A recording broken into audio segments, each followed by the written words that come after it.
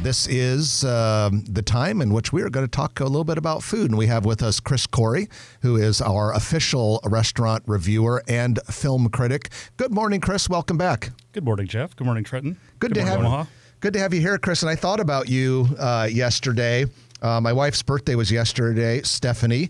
And so the family, we went out to Avali, and that's the pasta and Italian place across the street from KFAB. You just reviewed that a few weeks ago. Yeah. And it was awesome. We had a great dinner last night. That's one of our favorite places. Yeah, I mean, we're going to talk about a top 5 list in a little bit, but that's one that we did right at the end of the year, and that just snuck in and was pretty much the top of my list. So Avali was on your top 5. It was, yeah. So what else was on your top 5? Because that was a real good article you wrote right at the beginning of this year, looking back at 2024. So you loved Avali, and what else jumped out last year? Well, let's see here. We've got sauce Alfaro. That one was kind of a nice surprise. Amazing chicken sandwiches. I think Brad was on here last week. That's more casual. Much more casual. That's in downtown Papillion. The only issue they run into, that's what you were thinking of earlier, right? Yep. It's so popular that there's lines out the door, and I think the only complaint I hear people say is sometimes it takes a little minute to get their food, but from what I understand, they've got their process down and got that in order, and I saw that they've got these new chicken nugget things that are out that are, if they're anything like the tenders that are on their sandwich, I mean, come on, I'm going to take Alex down there and give those a try, so. Okay, so sauced by Alfara and Avali, and then and I've still got to try sauced, I got to admit. Okay, what else was on there? We got 2 flagship restaurants, Memoir that just opened this last year, and then we have Cleo, which is Jen's. I think that would be Jen's favorite. Your wife? Yeah. Her favorite would be Cleo, and then Udalali, which was a wonderful surprise. I mean, the mission behind what they're doing, how they're trying to help people with second chance. But you won't know that when you go in there. You don't get that sense. I mean, they're in every way professional. The food that's delivered to you is in every way top notch, and it's just a great dining experience. And this is the same location as the old Mark's. Yeah. On Android, close to here as well. Yeah, exactly. Just like a block east of here, I think.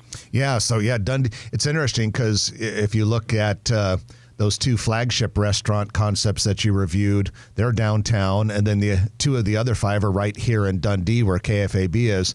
Now, I've been to both Memoir and Cleo.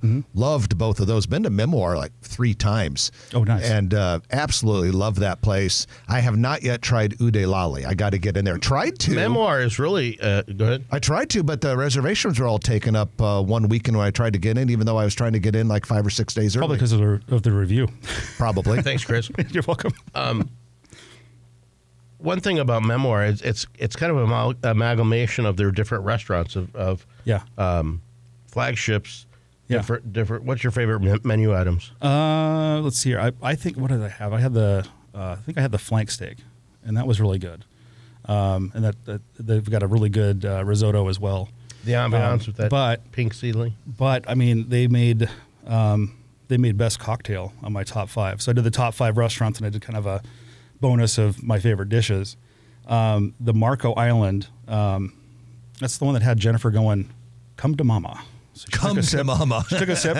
Usually we try to share, and After 4 of those, I got like 1.5 sips because she loved it so much. You're like, save some for the rest of us. Exactly. One thing that Omaha is so good about, not just the Culinary Institute, but the training that goes into the restaurant, service people. Yeah.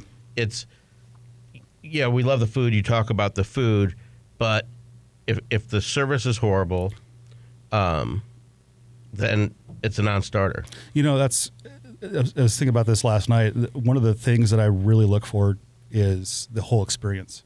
Because you can bring a great plate of food, but if the service is terrible, it kind of sullies the experience, and it's not. Or the personalities, if they're not upbeat, if they wear a bad day on their.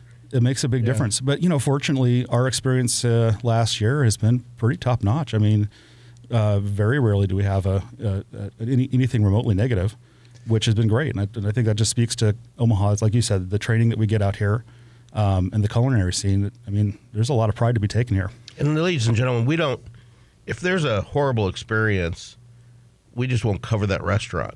And so don't think that everything And you talk about things that need help and improvements on. But yeah, we're not going to blast a restaurant. If Chris goes somewhere and it's bad, we're just not going to review. We're not going to. Yeah, and why do you want to hear about a bad restaurant? No, I mean Yelp will do that for you. Yeah, Yelp will tell you if it's terrible. But I haven't had that yet. Knock on wood. Let's hopefully that trend continues. I'm sure it will for the most part. But yeah, they're not perfect. I mean, and you'll point out things that you didn't love as much as others at these restaurants, as Trenton said. But guys, I want to touch on something that I just kind of hinted about a couple minutes ago.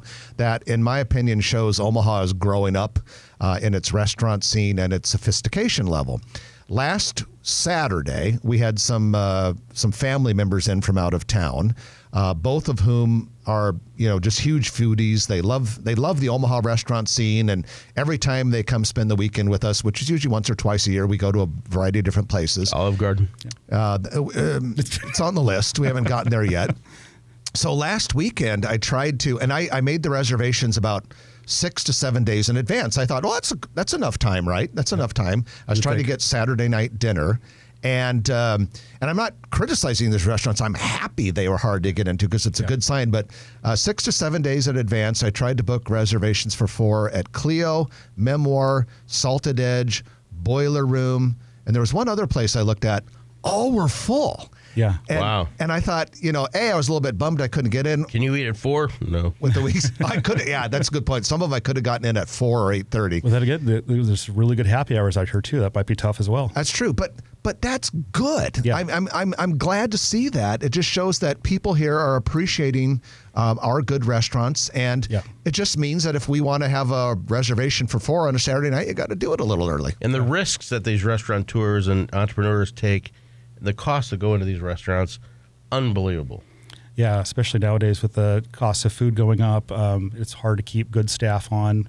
But a lot of people are, really succeeding in that, and I think it's great. Well, if you want to read Chris's reviews, just go to growomaha.com and click on reviews on the navigation bar. You can see all of his restaurant reviews and all of his movie reviews as well. Chris, thanks for joining us. Thank you, guys. Appreciate it. We appreciate that. Chris Corey, owner of Arbor Creative and our official critic of film and restaurants. If you like this video, be sure to hit those like and subscribe buttons. And remember, Grow Omaha is not just media. This is a mission. We are trying to build up Omaha and make it an even better place. We can only do that with your help. Share this video with your friends, neighbors, and family.